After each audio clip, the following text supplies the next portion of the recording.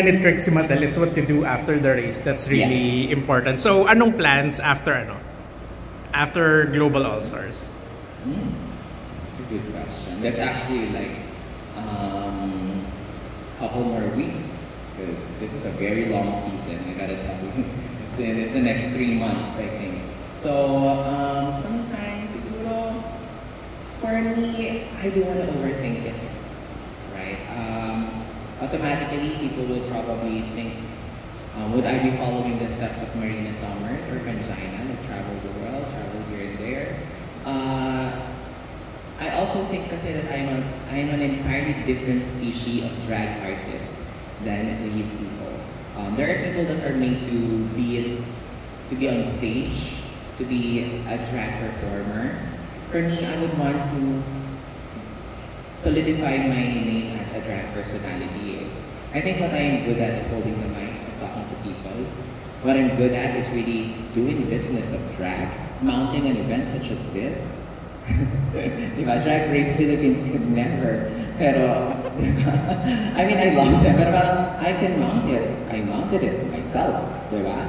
I can open up I can really plant more seeds in the drag race in the Philippines, making sure na may trabaho ako at yung mga sisters ko at yung mga batang drag queen, yung ganyan. I think that's what I wanted. That's where I wanted to be. The global probably is just a feather, it's just a leaf on my cap, or a feather on my cap. Honesty, to tell them that there is something that's possible. But I think unless I really do the work and start it from the ground up, I think I would live a more fulfilling run on Global All-Stars knowing that I was something more other than that show. So does that also include like improving working conditions for drag queens here in the country? Kasi debate din yun na nangyayari out in America, yung pag-improve ng pay for drag performers. Yeah, I think ano rin kasi siya, mahirap siya kasi the good thing about Global All-Stars is I'm able to talk to my sisters from different parts of the world, and I was able to perform also in the US, LA, here and there. Would you believe na mas maganda ang buhay ng mga treatment ng drag race queens and drag queens here sa Pilipinas than it is in the US? I once performed in the US, and you know what? Parang sa akin kasi parang, I'm a drag race girl here, I'm a drag celebrity here in the Philippines. So I need my own dressing area, I need to be paid on time, I need to do this, do that, I have an assistant, yada.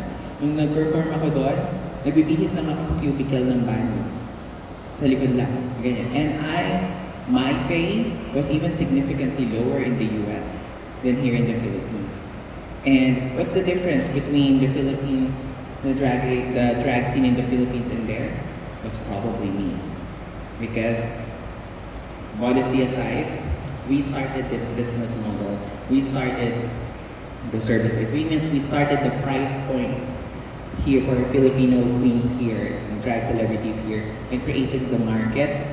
We're still, pinapalago pa natin yung demand in the market.